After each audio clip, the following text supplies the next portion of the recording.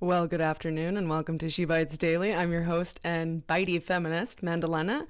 It is Thursday, June 13th, and these are your major Metoo news just past noon.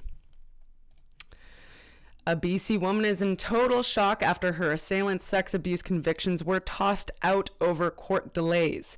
Jetty Pooney came forward over a decade ago to get justice for her and her sisters who are completely deflated by the legal system. The women's stories are part of the 2019 documentary Because We Are Girls, documenting a 12-year pursuit for criminal charges against an older cousin who sexually abused them throughout their childhood in Williams Lake, BC. Manjeet Singh Virk was convicted on April 6, 2018 of sexually abusing Pooney, sisters Salakshana Surjit Pooney and their cousin Rajinder Rana.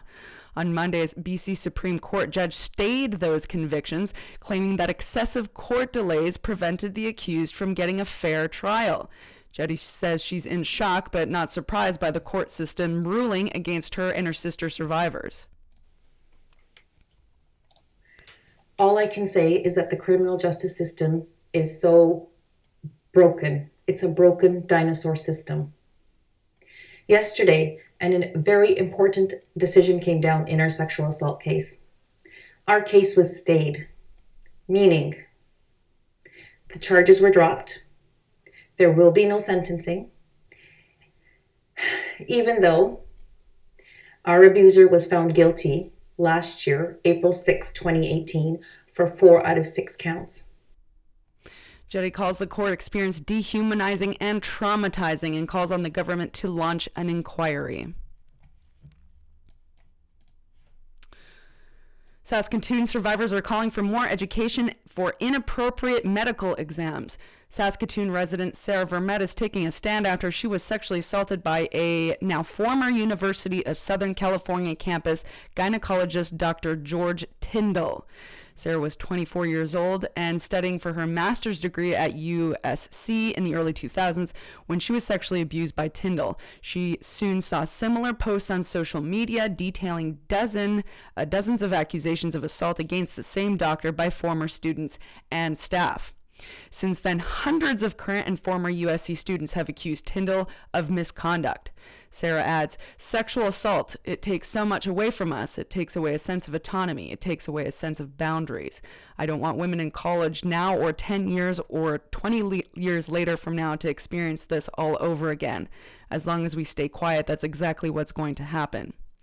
Sarah and other USC students are hoping that the institution incorporates a wider sex education curriculum for staff and students. A national charity that tracks sexual abuse and exploitation of children has found that the problem of teachers molesting students in Canada is not going away. It is an ongoing problem. There have been 108 alleged or confirmed reports of sexual abuse in schools in the past 17 months, which equates to one new case per week, similar to the previous 20-year trend. Of the 108 most recent cases tracked from January 1st, 2018, there have been 36 criminal convictions or disciplinary findings. Many of the remaining cases have yet to make their way through the courts. Director of Education for Centre Child Protection, Noni Klassen, says the data is clear. We're really relying on the criminal justice system to be the outcomes there and journalism to be reporting to the public of what's going on in those cases in the courtroom.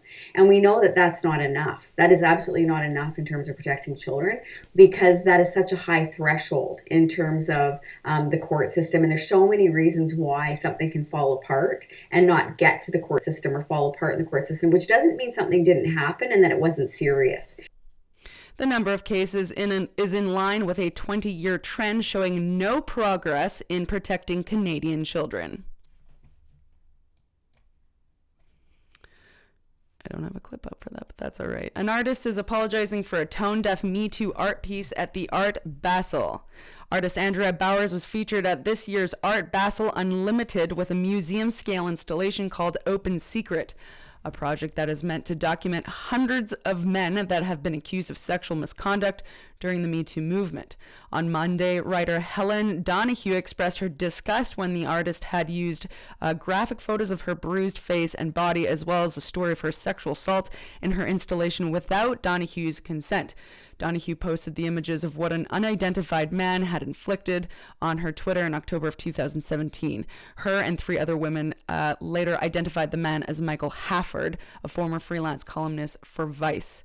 When Donahue learned later that her and other 2 women's stories would be featured in one of the Art Base Unlimited most anticipated installations, she was furious and took to Twitter stating, "Cool that my fucking photos and trauma are heading Art Basel. Thanks for exploiting us for art." And she goes at Andrea Bowers. She adds, "Do you know how fucking insane it is to find out my beat up face and body are on display as art, RN, for rich people to gawk at?" Through the gallery, the artist made a written apology to the survivor whose image was included in my piece. She says, "I should have asked for her consent. I have reached out privately and am very much looking forward to listening." The panel has been removed at the artist's request. Open Secret, which is about to make its public debut today at the Art Basel in Switzerland. The installation is priced at $300,000. It is currently 19 degrees downtown Victoria, partly cloudy with lows of 11, and a Me Too revolution on the horizon. Please stay tuned for today's commentary about the dangers of governments relying on consent laws to convict rapists. Canada has consent laws. The U.S. has consent laws. Just over 10 other European has consent laws, and Greece just came through with a new consent law. Consent laws don't mean a fucking thing in this day and age because the word consent is not a definitive word. And the problem with not having definitive words in law is that powerful men, corporations, perpetrators, institutions, predators rely on them to wiggle out of being held accountable. There have been an abhorrent amount of court cases that have been overturned or charges that have been removed because the courts are convinced by assailants that survivors gave consent. Just this week, U.S. military's training justice system removed a rape charge from a cadet who was supposed to serve nearly 15 years in prison. He served 23 months after he appealed by claiming his rape was consensual. Telling men that they need a yes before assaulting a woman is fucked up. Many, if not most women have been sexually harassed, assaulted, or raped. They have not said no. In other words, some of them have actually said yes. There's a lot of grooming that assailants apply before the assault even happen. It is all about power and has absolutely nothing to do with sex. Think about all the children survivors across the Catholic following. When you are being assaulted, it is natural to go into shock, freeze, and wait until it's over in hopes that the violence does not escalate. When you tell men they need a yes before being violent, you are avoiding pointing the finger at who's responsible for the violence. You are telling men there's nothing wrong with them. There's nothing wrong with how they abuse sex and how they use sexual violence to steal power from their victims. That the issue at hand is that a woman needs to have better communication. This is how we got in this mess to begin with, making lone wolf women risk their lives again to force systemic accountability. When the system is not actually built for us, the words that are used in law are there to protect the worldwide fraternity. Media outlets follow direct suit with what words are allowed, otherwise they get in trouble. That's why you see the words alleged, she said, she claims, nothing has been proven in court over and over again. This is a hand-in-hand verbal detriment and re-victimization to survivors and women. And it certainly doesn't coax us to come forward. Do not rely on one campaigns, one non-for-profits, one person. They will not do, unless they are willing to risk as much as you are, they will not do the work that's necessary. We must start using the right words in our everyday lives.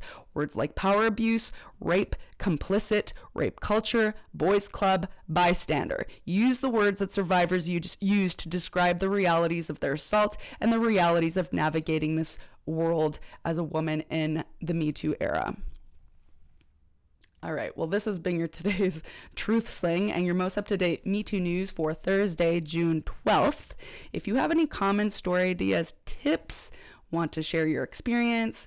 Want to execute a Me Too whistleblow? Please reach out to She Bites any way possible. We are She Bites Media Society, and we are here dedicated to stand up with survivors and to take direct action. Please do make sure to tune in tomorrow for another daily dose. Until then, survive, disobey, and document.